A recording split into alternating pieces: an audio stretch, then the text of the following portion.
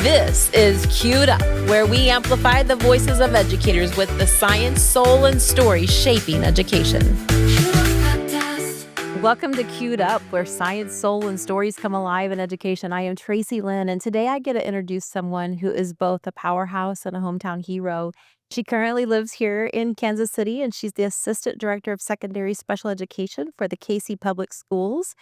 And she's leading the charge for equity, inclusion, and trauma-informed practices in one of the largest districts in the region.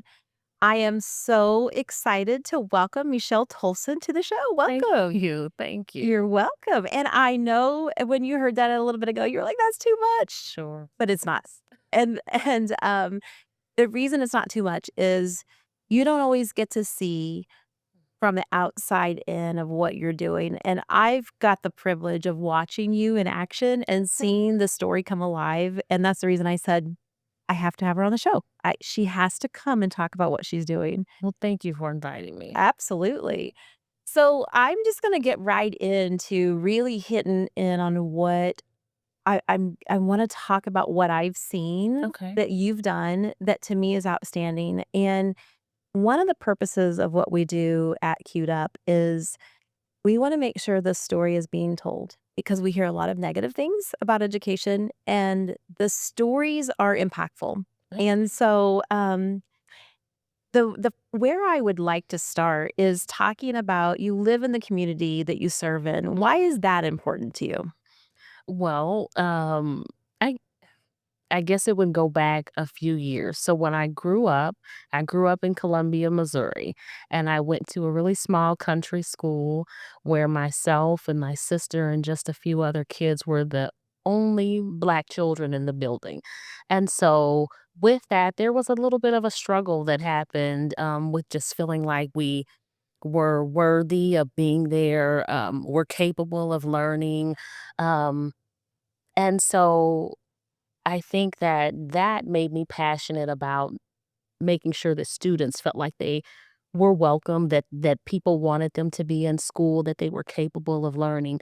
Um, it was important. I think representation is important. So when students come to school and they see people from their community who look like them, who understand their stories, then it just it makes them feel like they can learn, that they're capable. Just to have people who believe in them. Right. And so when you live in the community you serve in, you're able to live that out before them. Sure. It's even more impactful because they might see you at the grocery store. They might run into you at the gas All the station. time. Yeah. Do they recognize you? Yes. So I've had kids that have been like, they give you that little puzzled look of, know you. Somewhere. I've had the privilege of having students that were my students' children. So I've had students in middle school and I've had their children um, as elementary kids. That I've had that happen now too. Doesn't that make you feel old? It does. I'm like, surely I've not been in education that long. It doesn't take very long It for does it not. to turn around, and so it's amazing when you see grown people come down the hall saying, "Hi, Miss Tolson, this is my child." Lisa. Yeah. But how impactful is that you get to impact one generation and then the next generation? And you're doing it more on a bigger level now because you're no longer teaching. Kind of describe your role, what you do daily. So my new role is I am the assistant director of secondary special education. So really, we cover a lot of areas. We oversee all of the different services of special education across the district, making sure that practitioners are allocated to all the schools, making sure that IDEA is being followed. We work with process coordinators to make sure that there's compliance that happens with IEPs. We work with parents who, have strong feelings about something that may have happened in a school building. We work with the homebound students, privately placed students who will receive special education services.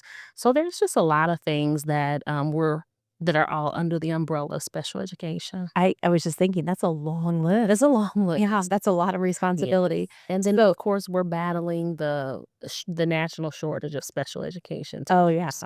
And I actually have a couple of questions that I was gonna ask about that, but Yes. Is that impacting your district significantly at this point? Significantly, Okay. Yeah. significantly. I think I read an article a couple of weeks ago that said there were 411,000 unmanned special education jobs across the country Wow. that were even either unmanned or with people who are underqualified. Yes. Yes. Yeah. And we'll talk about a little bit about that, about how we take those barriers and get through them, because I've seen you do some unique things. So, one of the things that actually, the very next thing I wanted to ask is I've seen you jump over obstacles and not miss a beat. And I want to know how you do that. Mm.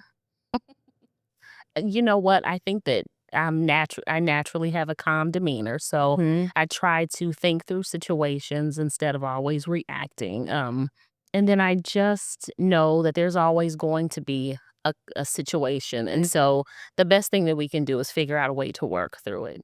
Absolutely. And I think that when you work in special education, you get the opportunity a lot to have obstacles. Mhm. Things are not always easy. The funding might not be there. The space might not be there. The staff might not be there. But we still have beautiful little babies. Students, even when they're 21, I'm still calling them babies, but looking at us for an education. And so I think it pushes us to say, that's an obstacle, but it's not an option to not Right. go past the obstacle. Right. I think So, special education teachers, practitioners, always have to look at a situation and find the positive. And so I think that kind of has set the stage for me to be able to be in this position and to be able to look at what we do have and where we can build from. yes. And I personally have seen you do that time and time again. I didn't know you very well when we started working together a couple school years back. And I just remember watching you in action from a distance, of course, because I'm not in the district. But I said, she she will figure out a way to get it done. I need to know more about her. Well, And that's how thank you. that became. I can remember talking to several of my colleagues about it. Like, okay, we need to work hard with Michelle because she's if there's an obstacle, she's gonna get through it. So good job because it Thank stands out and it's noticed from a distance, you. I even appreciate beyond the that. district. Yeah. And I want to know what pushes you to not take no for an answer. Well, I think that I look at things through a lens of equity. Um, and just knowing that the students that we teach, that we have in our classrooms, already have many obstacles that are set against them. And so, if it means that we have to go the extra mile, that we have to do a little bit more work in order for them to get the things that they need, then that's what we do. Yeah. And on equity, what are some of examples of things you've seen in your district or in past districts you worked in? Sure. Well, one of the biggest things I think that Kansas City natives, Kansas City people deal with is that we have so many districts that are in the metropolitan area, and as well as we have all the charter districts. All of the charter schools really are located within the Kansas City Public Schools district range. And so a lot of times, kids that are well behaved, kids that don't have a lot of needs will choose either signature schools or they'll choose charter schools. And even some families will choose a different school, but if they have a child who has a disability or a child that may have some additional needs, they always come to the district. So we seem to always have a more concentration of special education students because of that, Yeah. so that it really makes us have to really think through. Well, most districts might have 10% of their population. Ours is a little bit higher, and I think that charter schools have a lot to do with that dynamic. And so we have to work really diligently to make sure that we have programming for students.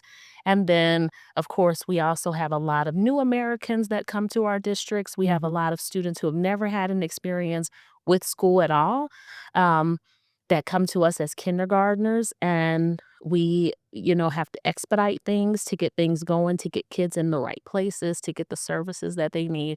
So there's just always a challenge Yeah. daily. And I hadn't thought about that, but having the charter schools nearby, I hadn't thought about maybe a set of siblings being separated, one going to the charter, one coming to the public school. Sure. And that primarily would be because they wouldn't necessarily have the special education services Mhm. within the charter? Yes. Okay. I think that they do really well with more traditional disabilities or disabilities that don't take a lot of services. You know, if a child has a specific learning disability or may need speech or occupational therapy, but that's it. Mhm. Those students I think are pretty easily served in in a lot of different places. But when we talk about needing more services on the continuum, then those those students will always, for the most part, stay with us. And I'm sure that when you have that higher concentration of, kids that are on IEPs, that creates some obstacles within the district. Yes. What are some of those obstacles? Well, of course, we are dealing with the shortage of having special education teachers. Mhm. So one of the obstacles that we do have is, additional IEP writing that may fall on people who it didn't necessarily have to do that before in the past or previously. Yeah. There's been kind of a gap, I guess is the best way to describe it, where for a long time the students that were coming to the district had more what we used to call as just LD, as learning Yes. disabilities, Yes. specific learning disabilities. And then we've got this huge influx of children with a lot of different needs. And so, because of that, the bandwidth of educators, of administrators, practitioners in the building has had to grow quickly. Um, some Yeah. people some people have done that growth, and some of them were still trying to um, expand their knowledge and their Mhm. understanding. Yeah. Before we continue, this episode is sponsored by Q360 Workforce Solutions. If you're a leader listening, you already know the problem. Q360 helps districts get ahead of the staffing and support gaps. This isn't about looking good on paper, it's about keeping schools steady. All right, back to the conversation. And so, what are some of the creative things that the district has done? I mean, when you're having to get your scope gets wider and wider, have you guys come up with any easy wins that you're able to implement to make the job a little bit easier? I don't know if I would say easy wins, but there are some things that we're doing. Of course, we are partnering with contract agencies to bring in practitioners. So we do have some special education teachers that have come from contract companies. We are also growing our para pool. So, some of those paras that have been around with us for a long time who understand special education, we're working to grow their knowledge base so that they can do some of that Very work good. as goal, Yeah. goal, goal implementers, data collectors, things like that. Um, yeah, so those are the main things that we're doing to kind of help to grow. We are restructuring. It is a work in progress. I am sure. That's a lot of staff to restructure. That's a lot of students to take a look at their needs. One of the things that I know that you guys have started, I don't know if you started it this year or recently, but you're using some retired teachers to help out. We How are you using them? So we've got some retired teachers that have come back as critical shortage. So some of them are in classrooms working with students. We also have retired teachers and process coordinators that are doing some of the IEP writing. Yes. So they're working as case managers, working with people who are some of our district subs and some of our district para subs that are in classrooms, training them to do the work. Yeah. And see, I look at that. Now, is it the best of the best? No, but at least we know we have sound IEPs that are in compliance and the goals that are written for students are appropriate for the student. When we don't have anybody in place, or we have maybe somebody who's in place who's writing 200 IEPs, Right. that's not good for kids either. No. So it's, what's best is having a special education teacher in that classroom Yeah. that knows those kids writing IEPs, but you guys are still being innovative. And that's what I love when I'm watching districts is just seeing the creativity and how people are still meeting the needs of kids. And I think you guys are working hard at getting that done. We're definitely trying. Yes. And you can tell. I mean, I've seen districts where there is no try, um, so here's the thing that made me start noticing, like, where you were going and what you were doing within the district. You saw a need for students that had more intense behaviors, Mhm. and you decided there needed to be a solution, and you started working on that solution, and I wanna understand, like, what gave you the strength? Because 'Cause you've got plenty of things to occupy your time in the day. Um, you're a very busy person, but what gave you the strength to say, "Here is a problem. We have to have a solution, and I personally am going to take this on and figure out how we can." And I know you have a team. I'm not Sure. suggesting that you did it all by yourself. I don't No, mean that. no. Mm-mm. But you focused in. Mhm. What gave you the strength to do that? I just don't think that our option can always be that kids can go to outside agencies Mm. or on homebound. I think every child has a right to go to school. Not only do they have that right, but if you look at it from a lens of equity, we have students with the most needs whose parents already are struggling, who then are inconvenienced to figure out what to do with their severely disabled child. Yes. And so I just don't think that that is what we should be doing. I know that there are situations where for safety, until we get an appropriate placement that students Right. may have to be at home for a while, but we have to work diligently to figure out how to get the students in a school somewhere. Even if we know that some of our students are going to have needs for the rest of their lives, but Mhm. they're not going to have parents forever. So the most independence that we're able to establish is important. Yeah. Yeah. I've So never looked at that way. yes. I mean, you literally just said they're going to have needs for the rest of their lives, but they're not going to have parents for the rest. Mhm. Wow, and I know parents that are in that position, they feel that, Yeah. but to really think about that Mhm. and realize we need a solution now because Yes. we have to prepare Yes. so that they can learn the skills that they need so that Yes. maybe they might be in a group home or Right. they might be in an assisted living place Right. where they can be successful. Mhm. And yeah. And what was profound to me is just thinking, or thinking future wise, is what are we doing that is continuing the cycle of poverty? Are we doing things that is keeping a student, a family, from being able to meet their full potential? Yes. And if we're doing those things, then we are just continuing a Contributing cycle, to it. Yeah. contributing to it. And we Yes. already know that the unemployment rate is really high in parents of children with severe disabilities Yes. because they are getting called from school a lot. And then if we take a student like that and we place them on homebound, Mhm. we are guaranteeing that parent cannot be outside the home Yes. working. Yeah. Yeah, those And do they have the option of being in the home working? right. Yeah. Yeah. Yeah. I mean, and that's a hardship that we sometimes have to make that decision as a Mhm. district. But I I love that you're looking at that hardship. Mhm. Like, that has to be part of the It consideration. has to be. Yeah. And so, you saw this need with behaviors. You said, "Okay, the way we are approaching this has not been successful. Mhm. Can we change it up a little bit?" Mhm. And I remember sitting in a meeting and I saw your I felt like I saw your brain, like, moving and working, and you started asking questions like, so if we did this, how would this work? And how would this work? And how would this work? Mhm. And then the next time I talked to you, you came and you're like, I think we could move forward and get these procedures or these processes or these supports in place. Mhm.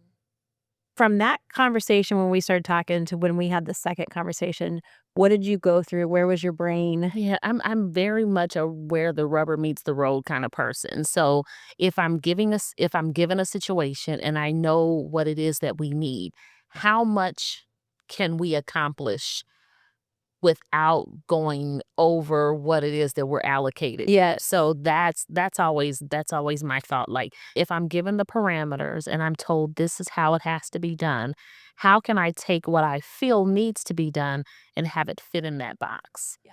And so it's not perfect. We're still we're No, we're still working with experiencing, humans, yeah, right? so we're still working with humans. We're still experiencing some growing pains because like I said, our population has exploded, and so our everyone's has not grown at the same rate. And so I think that we just have to keep at it. Yeah.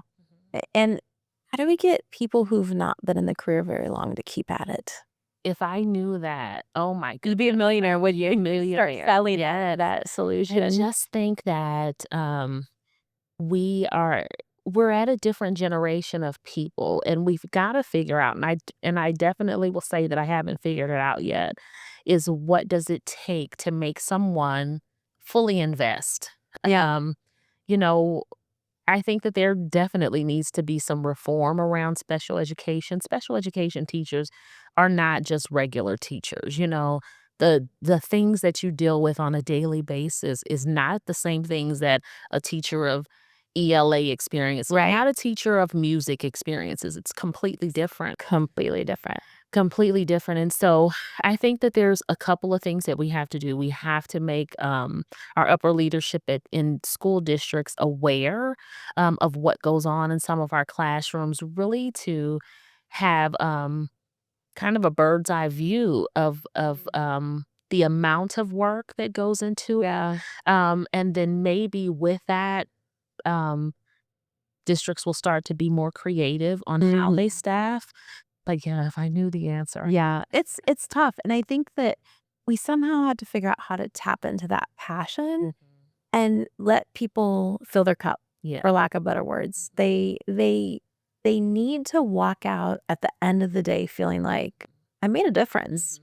Yes. Yeah, and I think sometimes it's hard to keep that focus. Yeah. And education is hard because, in a lot of other fields, if you have some experience in it, you can get a position, um and it's not always necessarily based on your background, your education, Sure. those things like that, but education is still really rigid. Mhm. So in order to have this certification, there's this route that you have to go through, and There's they're not. not very many routes. No, and special education is one of the toughest ones Mhm. because you either have to have the certain educational background, or you have to be certified in another area to gain that certification. So I don't think special education has grown at the same rate as some of the other disciplines.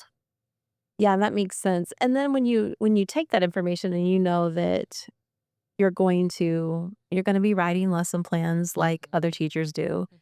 You're going to be doing the things like other teachers do, but not necessarily having plan period like Mm-mm. other teachers do because, I mean, we're supposed to, Yeah. but the reality is Well, it that doesn't there's a always child that has happen. a need, there's a child that has a need. Those needs don't go away because you need an hour plan.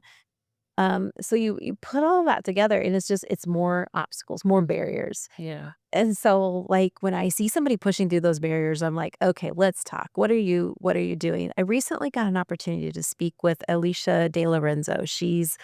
Um, she was a counselor for years in public schools, and she goes around and speaks now.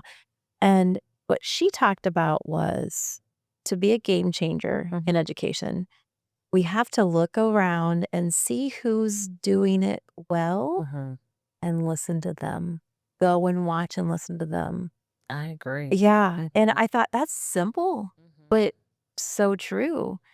So, do you guys do you regularly do that in your district where you look to see a teacher that's doing it well? I think we do that in our district. We try to get out regularly to classrooms to be able to see what the needs are, to really be able to look at some of the challenges that are happening in classrooms, to talk to teachers. Hey, what is it that you need? What can we do Yeah. to make your job easier or better, to highlight some of the people who are doing innovative things? Our process coordinators are really good at really shouting out or shining a Mhm. light on some of their teachers that are making strides, even if it's, hey, this week was better than the last week. And Yes, really, sometimes that's yeah, that is what you're sometimes, celebrating. yeah, sometimes that's what you're celebrating.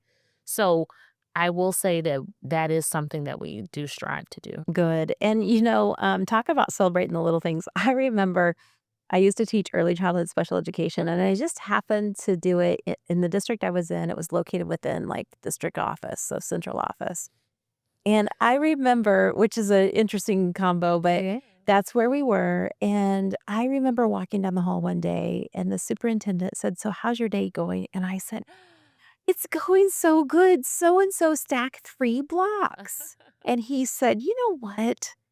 That's what I love about you early childhood special education teachers. You celebrate the smallest things." And I said, "Oh, but you have no idea how big this is." And I went in to explain that the reality is this child had never been able to imitate any play, and we had been working for months and months to get him to even focus in on what I was doing with blocks. Sure. And then that day, I stacked 3 blocks, and then he stacked 3 blocks.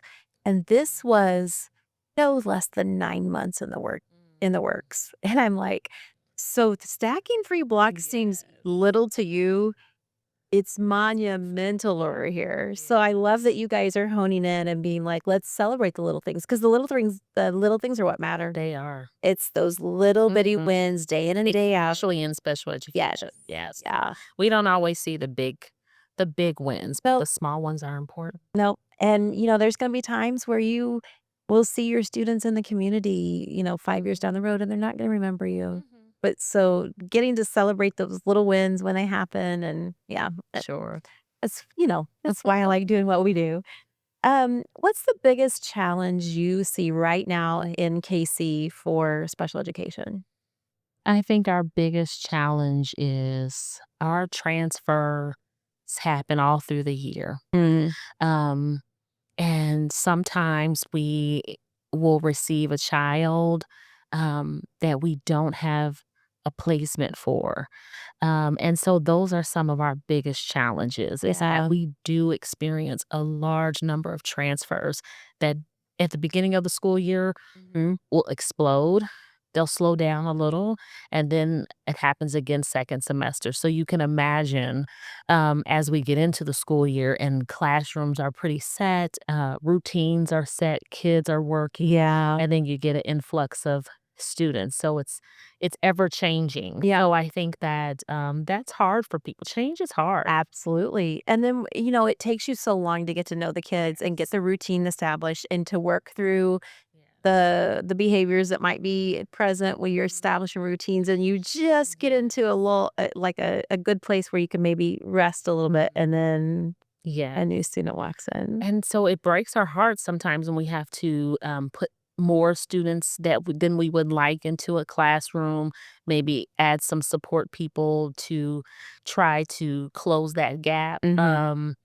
But we understand. Yeah. We understand, and it's heart-wrenching for us, but Oh, I can only imagine. Yeah. yeah. I mean, because it does disrupt the ecosystem within the Mhm. classroom, and it almost is like starting over, It and is. so that's if you think about Yeah. that, that's a lot It's of a lot. It's a lot yeah, for a teacher. Mhm. it's almo this might be dramatic to say traumatic, but I would almost say it's a little traumatic to a teacher Mhm. because it's like constant fight Yes. or flight of, "I've got to do Yes. this," and then you get Yeah. settled down, then all of a sudden you're back at it, "I Mhm. gotta do this again." And so many people will feel so defeated in Yes. those moments. Yeah.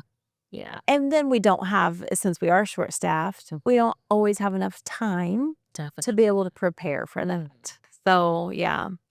Um, what are your teachers saying they need?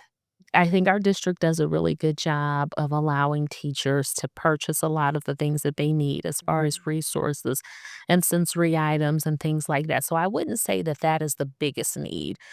I think one of the bigger needs would be if there was a way that we could have a magic wand for everyone to have um, training on how to de-escalate Oh, behavior. yes. How do I work with how do I see the big wins with kids who have a lot of sensory needs? Mhm. What do I do with this group of kids with autism who I've never worked with before? Yeah. Those sort of things. So it's really the supports then is what I hear you saying that Yes. they need more training, they need and we talk about this a lot. People don't want to keep doing what they're doing when they don't feel successful. Mm, They don't feel like they know what they should be doing. So we talked a minute ago, well, not a minute, but a while back, we talked about retention and mhm, not sure what the answer is. mhm, But it almost feels like it's knowledge. mhm. I Because think when it's people knowledge. know I what think they it's need support. to do, yeah, knowledge and support. Yeah, there's nothing singular about Mhm. the needs. Sure. But I do think that if our education staff had more training and training in the things that matter to them, the training in their deficit area or the thing that they are passionate about. Because you and I both, Mm. we've sat in so many trainings that we are like, why are we in this training? Mhm. This is not a training that applies to me. Yes. But getting the right trainings to the right people, I Yes. think would be key. I think that we would work. I mean, I think that retention would be higher Mhm. if we could do that. And, you mentioned that training. Is there a way to get them that in our Well, current structures? I think so. We have been the director of special education and I, we've been having some conversations about kind of putting together a um a week-long training that maybe happens in the summer times so we could deal with a lot of those a lot of those areas. Also having like an institute for paraprofessionals who are looking to fill the instructor role, Yeah. so just trying to really look at the people that we have How to do and that. how we can build them up. I love that. Mhm. And I really feel like if we can get the knowledge in people's hands, they will perform better and they will feel better about what they're doing. I don't like stepping in and not knowing what I'm supposed to be doing. Sure. I'm like, I love to help out. Mhm. But when I walk in and I don't know what I'm supposed to be doing, I walk out feeling like, Yeah. did I even Did help I this? Or yeah, did I do anything? yeah, or did this just make a mess? What story can you think about in your career Mhm. that you said, this is why I do this? Oh, I think it was this summer, and I was at a school in our district, and so there was, a group of students that were walking from the gym, and so they were coming out, and the teacher must have been at the end of the line, so I was sitting in the hallway, and I was, talking to another teacher. We were working through a situation, and at the end of the line was one of the last a student from the last graduating class that I had at Southeast, High School, and he was there as a teacher. First of all, over the moon to see him, and Yes. so happy that he had chosen education because when we would work on those transition plans and things when he was leaving high school, I would tell him, I said, "You need to be a teacher." And he would say, "No, that's not what I wanna do, Miss Tolson." And so I said, "I'm telling you, that's what you need. That's it. That's what you probably Yeah, you need to think about." And he did some other things when he went to college, he studied something else, and, he tried some other things when he first got out, and ultimately, he was brought back to education. So it's great. There's a program here in Kansas City that's called Teachers Like Me, who will work with people who are interested in education to help them get that certification. And so he's working through one of those agencies to be a teacher. that is So that's awesome. great. Yeah, Yeah. and he should have just listened to you the first time. There shoulda. It's kind of funny, I have a similar story, when I knew I wanted to be a teacher, Mhm. but I thought that I wanted to teach a certain population. And my sister was already a speech pathologist and she was, out in her career field and she said, "You really need to look at early childhood special education." And I said to her, "No, that is not for me. They're too little. Yeah. They have so much to learn. I need the older kids that know more. Yeah. They already have some skill set." Sure. Do you know what my very favorite area to teach was? Early childhood. Early childhood special ed, and I didn't get it until years later, and I had to go back and get extra certification to get it done, and I started teaching that, and I was like, "This is where I'm supposed to be." Loved it. Yeah.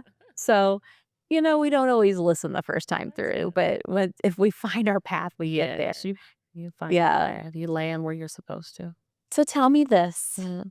what bit of advice would have helped you prepare for the role you have now when you were younger? When I reflect, on my own journey, I think that I've had the, pleasure, sometimes not pleasure, of working in lots of different types of situations. Mm. So I've worked at alternative schools, I've worked with adjudicated youth, I've worked, with high schoolers, and I've worked with middle schoolers, and I work with elementary. So What I didn't know then is maybe I was being prepared, having different experiences so I would be able to work in this capacity, to be able to know all of those different types of school environments. Yeah. Um, so goodness, advice. I would just say maybe flexibility. Yeah. Not to be too rigid, always be a lifetime learner, Mhm. I think is so important because if you never lose, that, wanting to learn or that drive that Yeah. to really learn more, I think that's probably the most important thing. I heard these words when you were talking about the things that you went through. It's trust the journey. For sure. It Mhm. you don't know why. Mm, You don't know why you did this and then you did that, but it mhm. prepared you for where you're at. So it's trusting that journey Sure. and just keeping going. But again, I go back to you just don't take obstacles and let them deter you. For sure. Yeah, in everything that we've talked about today, Mhm. that is the running theme of, Okay. we don't have enough staff. This is what we've done. Mhm. We don't, we have the behavior concerns. I just looked at this and this is the way we move forward. Mhm. You know, like, I think your young self knew, I think you were probably wise beyond your years. I didn't know you when you were young, um, but knew that accepting no that just wasn't an option Mhm. and to keep going and trust the journey. For sure. Yeah. Well, I am excited to continue working with you and to see where Yes. the fruits of your labor, Yeah. because you have invested in the kids of Kansas City. You have invested in those kids that have some behavior challenges, and you have decided that it is worth the extra mile. It's worth pushing and making sure that they have the resources they need. So Sure. I am excited to Well, thank see the you. outcome. And we're Thank going to you too much. yeah, but we're gonna come back in maybe next school year. We're gonna come back and we're gonna update and we're gonna get to Mhm. share more because we are just at the beginning stages of the solution that you've brought. And I'm excited. I'm Okay. excited to trust the journey. I Yeah. agree. Well, thank you for joining us Thank today you so much for for this has inviting been me. fun. And we appreciate everything that you're doing in the schools, and we appreciate that you don't accept no. We really do. Thanks for listening to Queued Up. Follow and subscribe to stay queued up for what's next.